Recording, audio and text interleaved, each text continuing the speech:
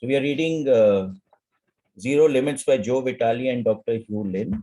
We are on chapter 9, page number 113 of the book. And I think 113 of the PDF. Yes. How to create faster results. You don't say, please forgive me to the divine because the divine needs to hear it. You say it because you need to hear it. Dr. Ihalekala Hewlin. So have you got this one?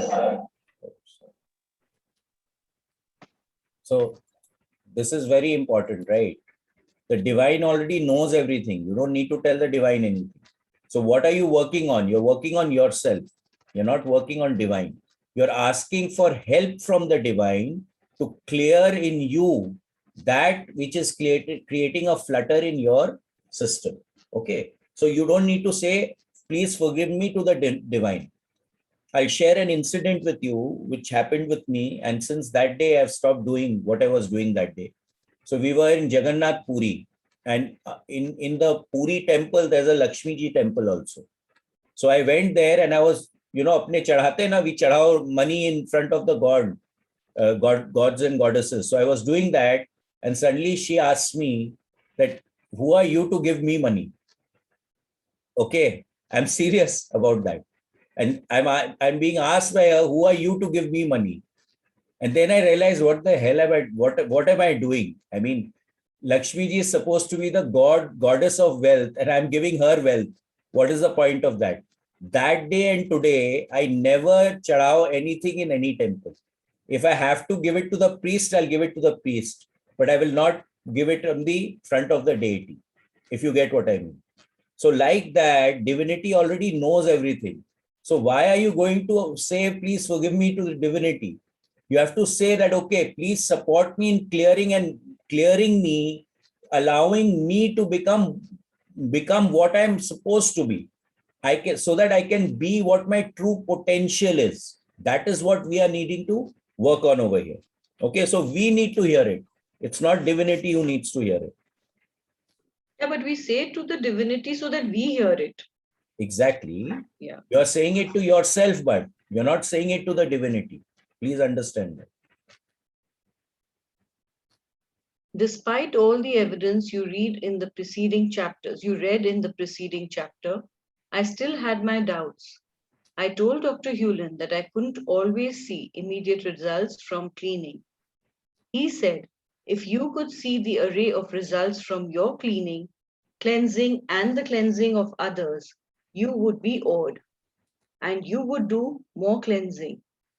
You hold the errors of the world in your soul, as well as I do in mine, he added. Shakespeare is really incredible in his insight. Poor soul, the center of my sinful earth, thrall to these rebel powers that thee array. Sonnet. Shakespeare notes that reason, intellect, causes madness, confusion, unclarity. So what is he clearly saying, right? That our mind is what creates all the confusion. If you can go into a state of no mind, then there is no confusion.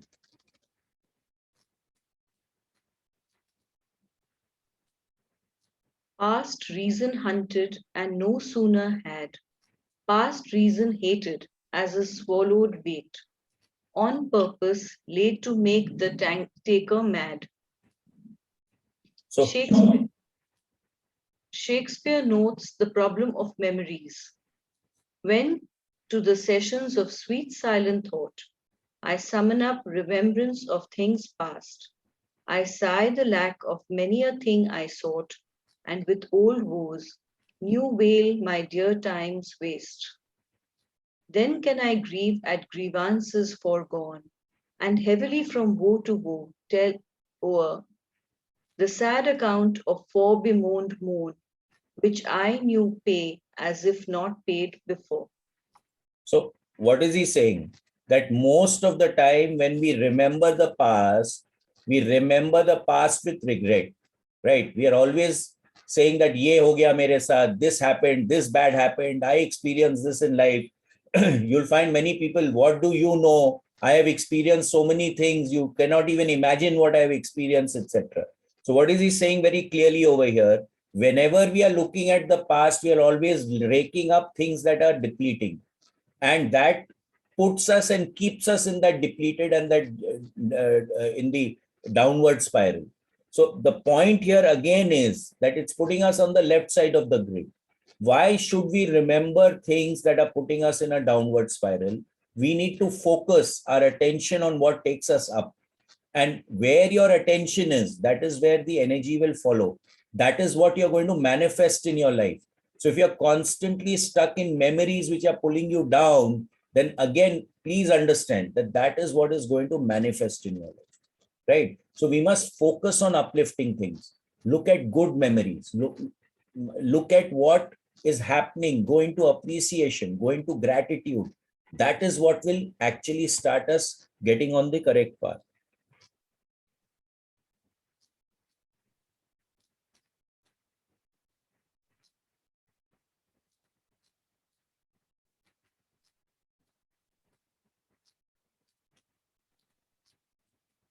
Morna notes the purpose of the gift of life from the divinity. Clean, erase, erase, and find your own Shangri-La. Where? Within yourself. Now again, this is so beautiful, right? Clean, clean, clean yourself to find Shangri-La. Shangri-La was the mythical place where everlasting life was there. There are many books written on Shangri-La. It was somewhere, I think in China or someplace, where everlasting youth was there. There was no illness, there was nothing. It was a perfect, like heavenly kind of an environment. So why do we need to look for Shangri-La outside? If we can clear ourselves, become equanimetical within ourselves, be totally in equanimity, then we are what we are, and we will find Shangri-La within ourselves. So again, when you look at a person who's becoming self-realized, there is no good or bad. There is no up and down. There just is. Everything is, right? And when we go into that isness, that state, when we are totally connected with ourselves, we go into wholeness, oneness, right? We go into that equanimetical state, which is all pervading. Then you don't need to look for anything outside. Everything is within you. Yes, Kavita Didi? Yeah, the Vedanta says na Satchidanand is a true Swaroop. So that's Correct. exactly what you're saying. Yeah. That's exactly what is being said over here. So clean yourself with this all this stuff that we have accumulated, the facades that we've created, and become yourself so that you can be your pure self.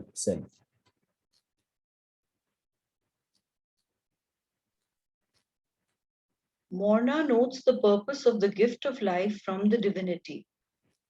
Clean, erase, erase, and find your own Shangri-La. Where? Within yourself. Shakespeare and Morna are messengers giving insights into the mystery of existence.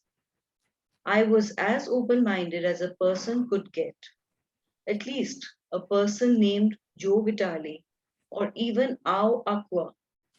But I still wasn't understanding the essence of what Dr. Hewlin was trying to tell me. But I hung in there. I remembered what I wrote in my earlier books. Confusion is that wonderful state before clarity. Well, I was in that wonderful state. So unless you realize that you're confused, are you going to look for an answer? I'm sure you're not going to look for an answer if you don't realize that you're confused. So realizing that we are confused is a very, very powerful state of consciousness in itself. Because when we are confused, it is only then that we try to sort out our confusion. If we think that we are not confused and we know everything, then you're not going to look for the answer, right? So it is a wonderful state to be in. Yes, Mamaji? the same question, why is it wonderful? That's See, exactly what I'm telling you. No, but Right. if there is no confusion, we don't need to deal with it. Correct. So But that, you do, according to me, that is the best thing. If you yes, don't but need to deal with anything, you need to reach that state of non-confusion. Na? Can you say that you know everything right now? no, nobody can do that. Exactly. So that is the Yeah. point. When you become Satchitanand, when you become totally equanimous, you remove all any facade that you have. Till then, you are still confused. You think you're not confused, but we are all confused, Yeah. isn't it? Now, if you Yes. think you're not confused, are you going to look for an answer to sort out that confusion? Of course not. So, Abhi, you're thinking, I know everything. There's nothing troubling me. But under the table, there may be something troubling you. You do not know about it. So, till you know about it, you cannot sort it out. Like, for example, there may be a tumor in someone's body, right? Mm. Now, till you don't know about it, can you deal with it? No. Only when you got to know about it, yeah, the tumor is there, which is equivalent to a confusion, will you go around doing something about it, Yeah. isn't it? So that's what he's saying over here, that confusion is a beautiful state. Because if Yeah. I'm not confused, I'm not going to look for an answer. Mm-hmm. So that's why even in the workshops, we constantly tell people, question, please ask the question. Because the question is what makes us confused and it makes us go and look for the answer. Yeah. You get what I'm saying? But the best state is not to have the confusions. The best So state is how can ultimate. we That achieve is the that? ultimate. That is the ultimate state. But are Yeah. we at that state? Are we in that No, we zero are state not, all the but time? we should strive to get into that stage. Yeah. So, but to get to that stage, you have to transcend the confusion. No? Yeah. And every day we'll get confusions, every day we clear them off, and finally, Correct. someday we'll reach at that stage. Correct. So that's why he says in the above paragraph, Yeah. Mornaha says, clean, erase, so that you find your own Shangri-La. Till you sort out all your confusions, Mm-hmm. till then you will not reach your Shangri-La. Yeah. Yes. Okay. So one more confusion is cleared now. नागर जी बोलते रहते हैं, if you understand what I say, very good. If you don't understand what I say, very good. But if you don't understand and you think you understand, it's big problem. Yeah. तो अपना सबका state वही है, that we are confused, but we still think we are not feel- confused. So Yes. it's a big problem. Yeah. Thank you, Niket ji. Thank you. A lot of therapists come to Dr. Hewlin complaining that they feel sick or feel like they can't help the people they see. I could relate. I started a miracles coaching program at www.miraclescoaching.com and wanted my coaches to understand that the way to heal others is by healing themselves. The others were, in fact, already perfect. Dr. Hewlin explained it in an email like this. So this is very important. Okay, I'm sure we are going to go into the explanation, but my take on this is that when we started doing stuff and we started with Reiki, pranic healing and all that, and especially pranic healing, I used to do a lot of it, right? But what state of consciousness was I doing it with? That I was clearing the other person. That was the consciousness with I was doing it. Now, if I put my hand into kichad, my hand is going to get dirty. So a lot of feedback started coming back, and I became consciously aware of it. That when I'm doing that clearing, I am getting affected, right? And that's when I took a break. I said, no, I don't want to do this anymore. Also, when we started pranic healing, I'm talking about in 94 now, when hardly anyone had heard of pranic healing also. The people who started doing with us, a lot of them started falling sick. It was simply because of this reason that we were attempting to heal the other person and not actually heal ourselves, right? So again, the again the thing is coming back that you're not going to heal the other person, because he says very clearly over here, the others were in fact already perfect. So what is coming into your awareness, what is coming into your consciousness, that is what we need to heal, not the other person.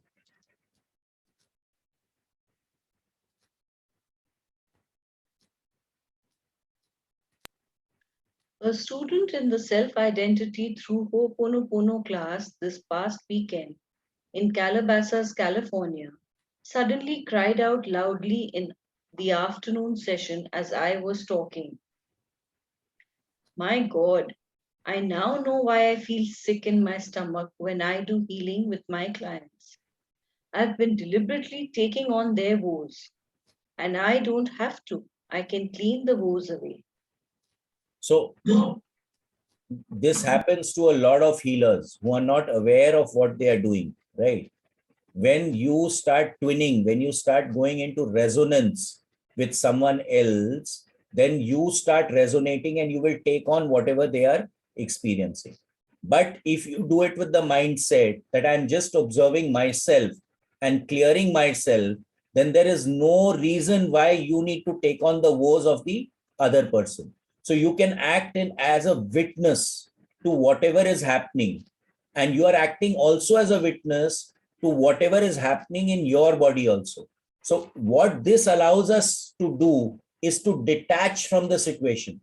The moment you get attached to anything, it is going to land up creating a problem for you. So the idea here is very clear. You need to do it with a detachment. You cannot get involved with the situation. You have to step back and take a witness attitude, or a Sakshi Bhav that we call in Vedanta. You need to take a Sakshi Bhav whenever you are doing the healing. The student got part of the insight that healers don't get.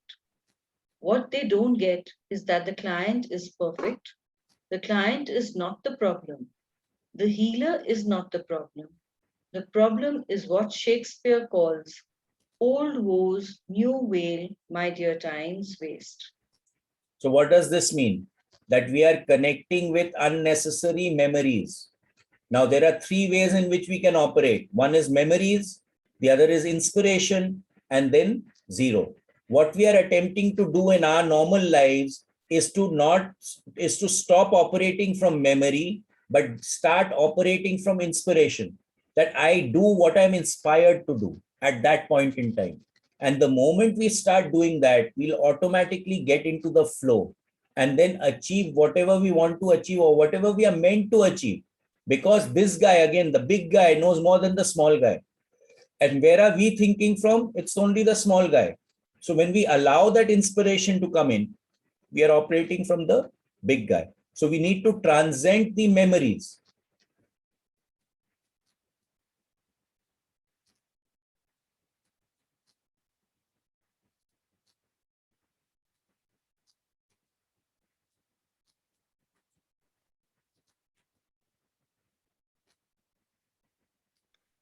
The problem is error memories playing in the subconscious, the unhi plea that the healer shares in common with the client.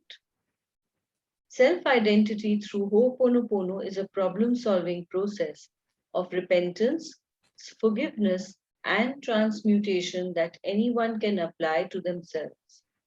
It is a process of petitioning divinity to convert error memories in the unhipili to zero, to nothing.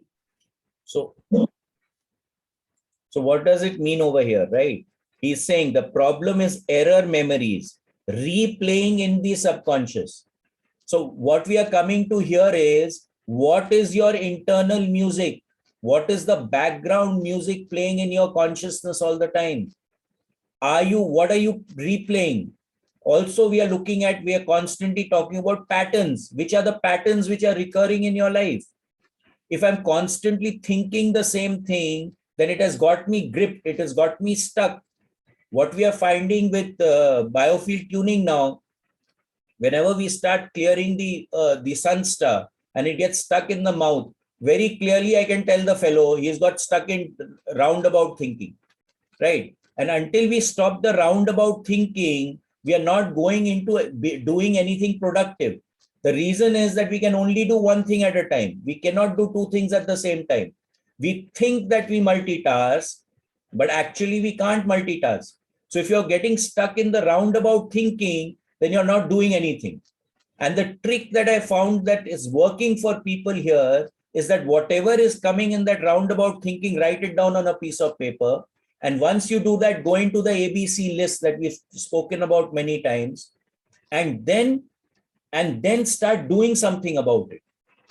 Okay. So the point becomes very clear over here that we need to start getting out of the rut that is constantly repeating, and that gets repeated because of the memories, right? We need to get out of it. And once that is done, then we petition. And how do we do that? We petition divinity to help us clear what is holding us back. But again, awareness is the key. So until we are aware, unless there's that confusion, and unless we know that there's a confusion, how do you petition divinity? So you can only petition divinity once you are aware of the confusion.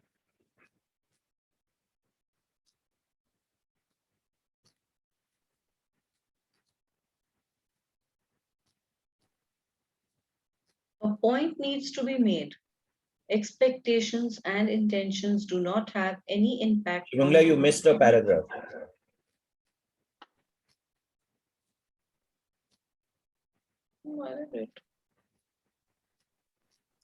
It is with you, error memories.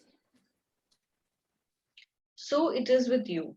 Error memories in your unhipili are replaying problems, be it weight or your son or whatever. And the conscious mind, the intellect, is clueless. It has no idea what is going on. This being so, Ho'oponopono appeals to the divinity within. Who knows, to convert whatever memories are replaying in the unhipili to zero. A point needs to be made. Expectations and intentions do not have any impact on divinity. Whatever and whenever in its own way and time. So what is he saying over here? Error memories in your unipili are replaying problems, be it the weight or your son or whatever, right? So again, what we just discussed, that it is constantly going into a repetitive pattern, like a stuck record player, it's constantly playing, and that weighs you down. So until you can transcend this record player, you will not achieve what you want to achieve, because that is what is holding you back. That is what you are attached to. So to transcend it, you need to detach from it. You need to get rid of it. You need to clear it from your system. So what Ho'oponopono does is that it appeals to divinity to convert that memory and bring it back to zero. So if you change your perspective about whatever is going on in a record player, this is one thing I've seen. You shift your perspective about it, and it automatically shifts the entire picture. The game changes. It's all in the mind. It's in the shift that you create. So a point needs to be made. Expectations and intentions do not have any impact on divinity. Now, this is a big one, right? So what are your expectations and what are your intentions? The divinity is not bothered by that, because the divinity is this guy and you are this guy. So this guy knows more than this guy, right? So do you think this guy is going to be bothered by what this guy thinks? Impossible, right? Suppose your child, a 2-year-old, is saying something to you. You listen to the child, but what are you going to do? What your intellect tells you or what the child is telling you to do? Unfortunately, nowadays, what has started happening is authority, instead of flowing from the top to the bottom, has started flowing from the bottom to the top. So the entire family does what the 2-year-old says. Okay. So now this has become a huge challenge in society today. And then divinity will do whatever and whenever it's in its own way and time. So divinity, the big guy, is going to do what it needs to do when it needs to do. The more we can align to the flow, the more we can jack into that bigger picture, the better off we are going to be. And the simple thing is that we need to step out of our own way. Today, I think we are the biggest stumbling blocks for ourselves. While I still wasn't understanding all of this yet, I did grasp the power of saying I love you. It seemed innocent enough. What harm could come from saying I love you all the time? None. In fact, zero. So again, there are two basic emotions, right? Fear and love. Now, love will keep you on the left side of the grid. Fear will keep you on the left side of the grid, and love will always keep you on the right side of the grid. The more we connect with love, the better off we are.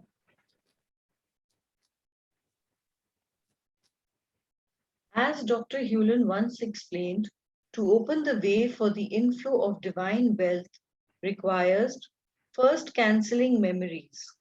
As long as memories, blocks, and limitations are present in the subconscious, they block divinity from giving us our daily bread. So what happens? Shimangla, I have to unmute you. I have to mute you. What happens over here, right? Now, again, we can only think of one thing at a time. Also, what happens is that when you're looking at neurology, there is something called an amygdala hijack. We read about this in emotional intelligence. When we were doing physical readings, we've read emotional intelligence actually twice, once in the Alipur book reading and once in the Queen's Park book reading. Now, in that book, they talk about the amygdala hijack. Now, whenever we are perceiving anything, we are getting stimulus from our five senses. That stimulus is processed in the hypothalamus, and the amygdala is a part of that. And the amygdala is the place where you are reacting to memories. So if you acted in a particular way in a given situation, and there is a similarity in the situation or the stimulus that you are experiencing now, you will automatically go back to that action which you took in that previous time when you experienced a similar thing.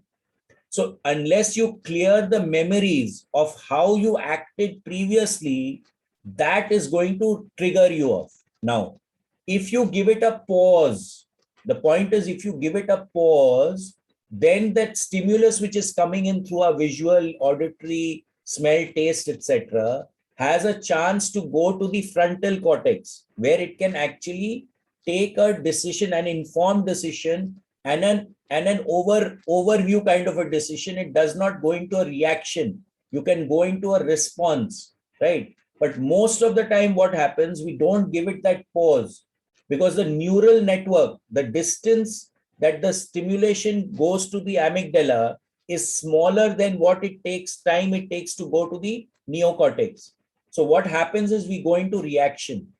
Now, if I clear the memory totally, which is getting stimulated by that particular stimulus which is coming in, then I will not go into a reaction. So he says over here, to open the way for inflow of divine wealth requires first cancelling the memories.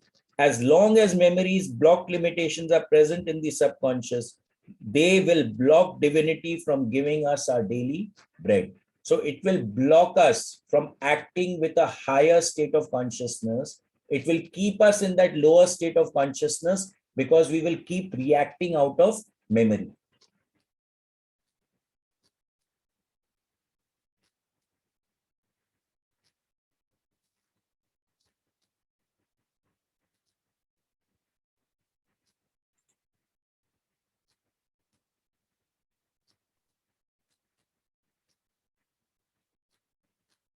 I began to feel that this whole I love you cleaning and clearing and erasing tool needed to be shared with the world, since I'm enough of an entrepreneur to see a product here.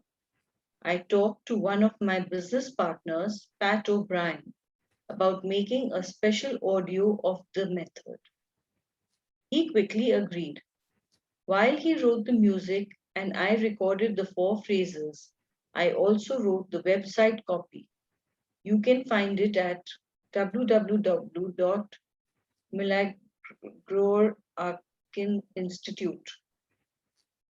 iloveyou.htm. That website and audio became a bestseller for Pat and me. But what felt better than the sales was the fact that we were helping people awaken to the power of a simple cleaning process. Imagine the thought of thousands of people all saying, I love you. So what he's talking about here is group consciousness. The more people become equanimous, the more people start operating out of equanimity, the more people become centered, the better off everyone around them will also be. This is what we are seeing. Many people have been sharing with me that since they've been joining the sessions or after doing the excursions, a lot of harmony has crept into their life. So once you're cleaning yourself, you're clearing yourself, as I keep saying, that Hemi Singh, the Monroe process is a jhadu marna. It clears you of your memories. So when you're operating out of inspiration, you start tending to operate out of inspiration, then automatically the jhamela jhanjat starts moving out of your system, out of your life. Mark Ryan, the friend who first told me about the mysterious therapist who helped heal mentally ill criminals, also joined me in creating a product based on Dr. Hewlin's insights. Mark and I developed a subliminal DVD. The idea is to make change easy and effortless. All you do is slide the DVD into any player, sit back and watch the show. What you hear are stories told by either Mark or myself and original music. What you see consciously are beautiful settings such as islands and clouds. What you don't see consciously are subliminal messages that flash on the screen for just moments. These messages are like telegrams to your unconscious. They flash the words needed to help you let go of any resentments so you can feel love. The entire DVD is designed to help someone forgive and love again. So This product, this is a tool, right, which is used by advertisers also. So what happens is that the advertisers tie up with movies and the product just shows up somewhere and disappears, right? Now you won't realize it and you won't even maybe notice it. But when you come out of the movie, you'll want to eat that ice cream or you'll want to buy that particular product because that product is flashing in the system, but you're not aware of it, right? They're not putting it in your face. They're just flashing it over there. So this is the same thing that he's saying. The words are flashing or something is flashing in the DVD, which sends a message to your mind. As we already said in the book previously, that if your conscious mind can process 20 bits of data, the big guy is processing 20 million bits of data. So that sublime message which is there, that flashing, you may not notice it, but the big guy notices it, right? And then the big guy is actually which is running the small guy, although the small guy thinks that the big guy is being run by the small guy. So the ego thinks that it is running things, but where is the stimulus for the ego to act coming from? It is coming from the subconscious mind. So when we start sending these messages, that's when you can actually clear it. So he's using that process over here.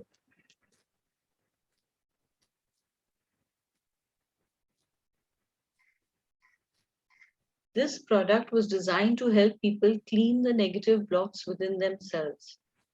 As they cleaned, they got closer to experiencing the bliss of the zero limits state of being. So again, as you clear and as you clean, the more equanimous you become, the more into the zero state you become, the more in the flow you start getting.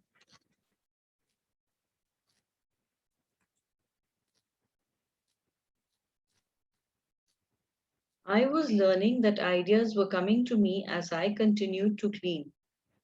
I began to call this inspired marketing. In the past, I might try to create a new product by combining existing ideas or products. Now I was finding it much more powerful and less stressful to simply allow ideas to come to me. All I had to do at that point was act on them. That's how Pat and I came up with the I Love You recording. That's how Mark and I created the subliminal DVD. The ideas appeared in my mind and I acted on them. So as you become clearer and cleaner, the inspiration will come to you that do this now. And the more you start acting on it, you will find that things simply start to fall into place. The problem is that we get in our own way and start operating with the small guy, not understanding the bigger picture.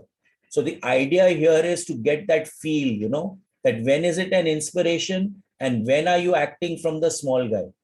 The idea is to start tagging that feeling when that inspiration comes and be inspired to act in a particular way. The issue becomes over here, let me tell you again, I'm talking from personal experience, that you are operating at that level, but the people around you don't understand this, right? So once you've done the Monroe, any of the Monroe programs, one thing I tell people, that you're going to start telling people, I told you so. That means you've already seen the bigger picture. You've been inspired. You got a download. You're telling them, boss, do it like this, but they may not listen to you, right? And that is when you need to not get dejected. You need to allow things to happen. But over a period of time, you will find that they will start to trust what you're saying, provided you operate out of equanimity and centeredness. That's all. You don't lose it. Because if you lose it, you're going on to the left side of the grid and you've got uncentered, right? So you need to hold on to that and then take it forward.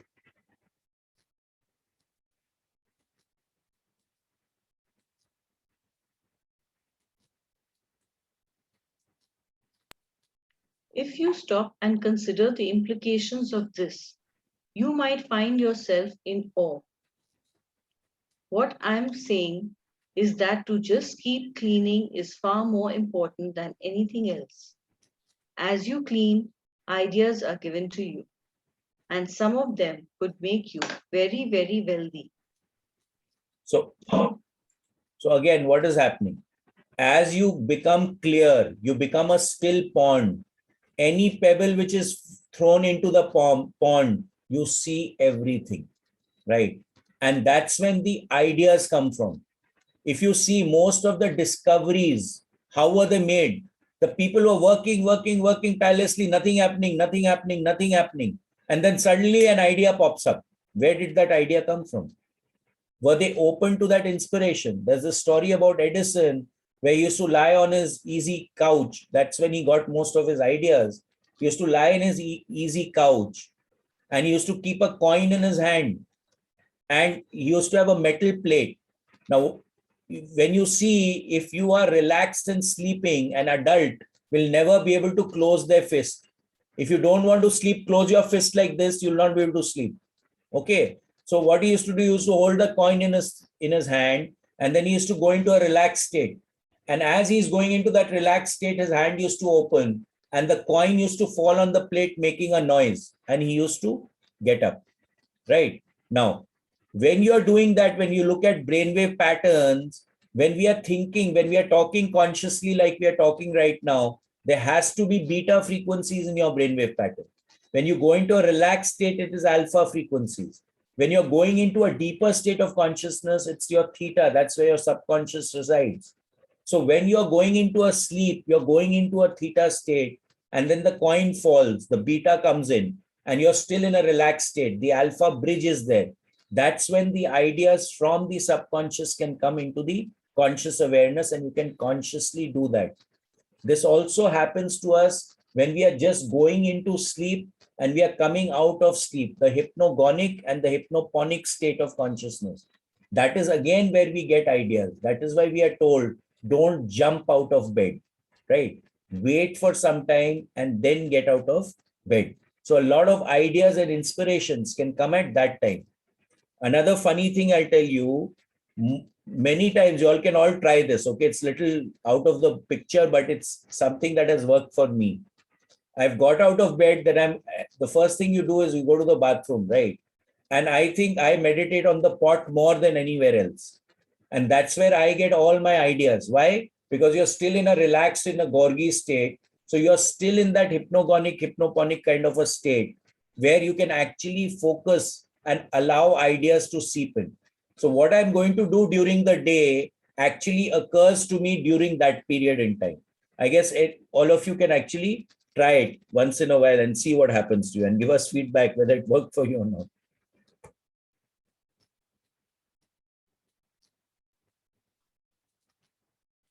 Dr. Hewlin offers several ways to do non-stop cleaning of his own creation.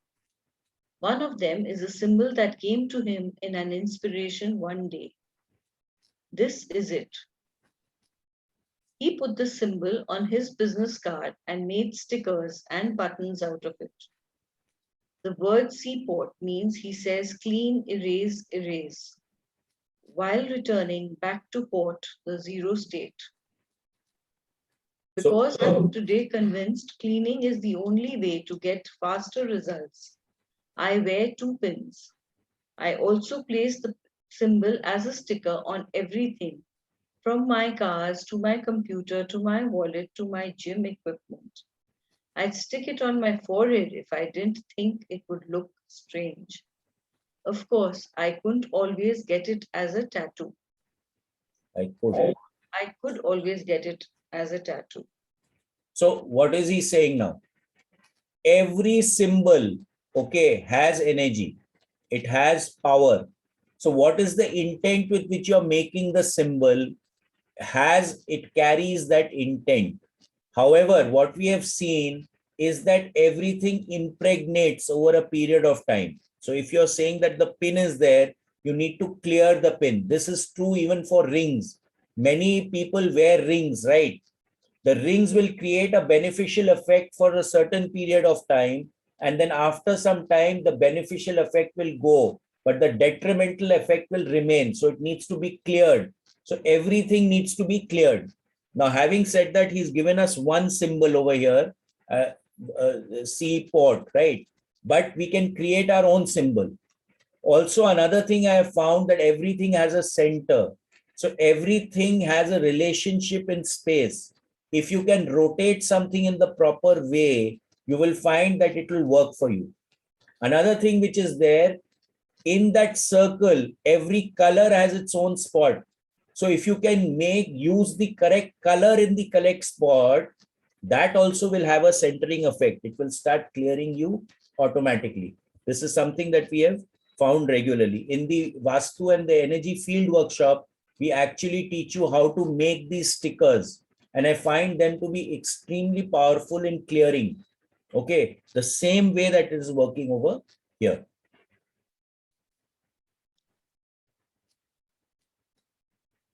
One day, when Dr. Hewlin came to visit me to discuss this book, I showed him my new business card. A friend had taken a picture of me standing in front of my latest new car, a 2005 Panos Esperant GTLN. I hand assembled exotic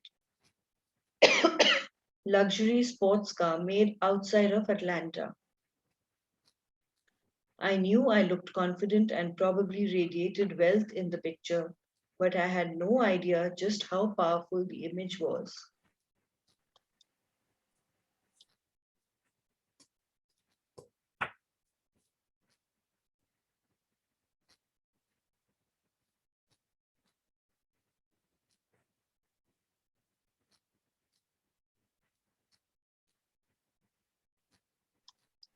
This is a cleaning tool, Dr. Hewlin said after looking at it a few moments. You can clean memories and negativity by swiping your business card over things or people or yourself. So, so this is very important, right? Even in biogeometry, there is a cleaning card, which they say that, there's a process by which you can actually clear the field. And this is there in jhada maruing. When we used to go into jhada maruing, jab nazar utarte the, clearing, in biofield tuning, we are literally doing the same thing. So what he's saying is that this card has a very powerful field. Because it said, what are you attracting, right? And then it's a very powerful image of a man standing in front of a very, very powerful and a very, very valuable car. So it's giving a very beautiful effect. And when you pass that over people, it will clear out their field.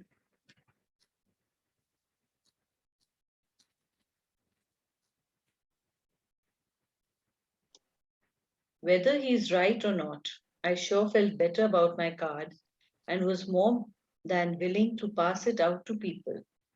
I instantly waved the card over my body to clean any negativity around me. Dr. Hewlin smiled and laughed.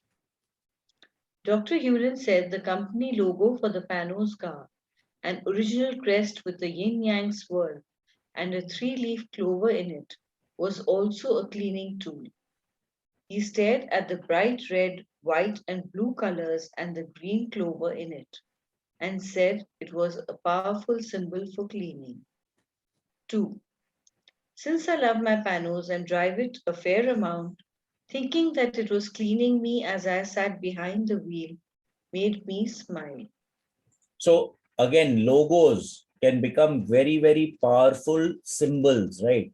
You'll find that most of the logos in the world are either red or blue, or they have a combination of red and blue, and at times green and yellow. But most of the most prominent logos are red and blue, right? Plus, there is a rotational aspect to it. So if one letter is like this and the other letter is like this, and I rotate it, at a certain rotation, it will start finding its own center and become a powerful symbol in itself. So it can become a very powerful cleaning tool. So there's a method by which you can actually find out which logo is working for who, and we can tag it to the person's energy field, whether it is working for that person and it will be good for that person or not. So the Panzo logo, it's working like a yin and yang, so it's swirling, right? And it's creating harmony.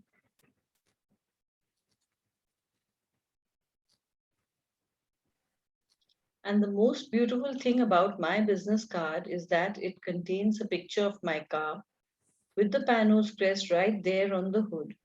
So the business card is a double whammy of a cleaning tool. I'm sure it's talk like this that makes people think Dr. Yulin is off his rocker. But whether you may think he's crazy or not, the results I and others are getting with crazy cleaning tools like my business card or his seaport design are real. Listing them here won't make much of a difference, though, if your mind is purely skeptical. After all, hearing about people who stick seaport designs in their office to increase sales probably seems dumb or at best superstitious. Well, maybe it's the placebo effect. It works because you believe it works. If so, I say keep doing it. So again, the proof is in the pudding, right? If something is working, then it is working. It is as simple as that, right? And these things actually work. If you place a symbol or a sticker like we make in one spot, it can energize the whole place. And I've seen it working over and over again. In fact, I'll just share one story. There was a lady from Hyderabad, she suddenly connected and she said that, you had come to our house some 20 years back and you had put one sticker one place. And since then, everything was all right in our house. And then suddenly we found that, someone took out the sticker and everything started going wrong. And I didn't even remember what I did, where I did, how I did. But the fact is that one sticker held their house together for 20 years, right? And then it went off. So these stickers, etc., very, very powerful. If you use them in a correct way, they can really create harmony in your lives.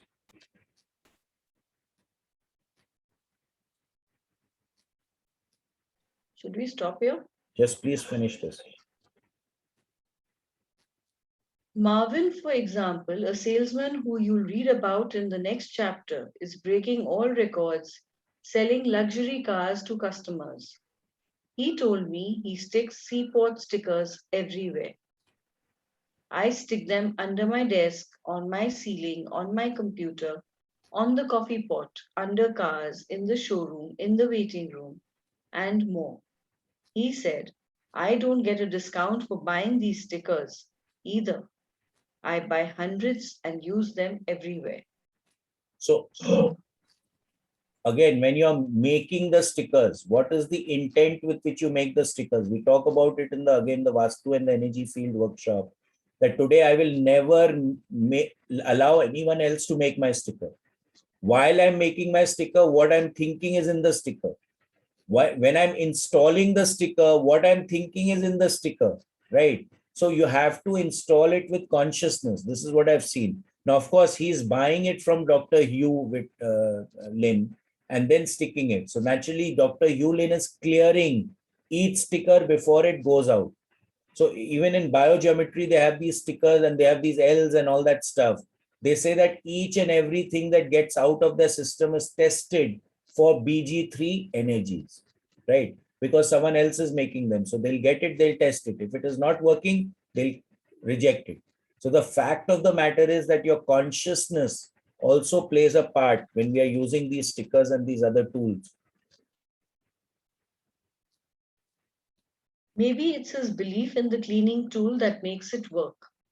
Or maybe the tool itself does all the work. Who knows for sure? A medical doctor once told me all medicine involves props and placebos. If my business card is a placebo, it's a far less expensive one than many others. I say, if it works, do it. Clean, clean, clean.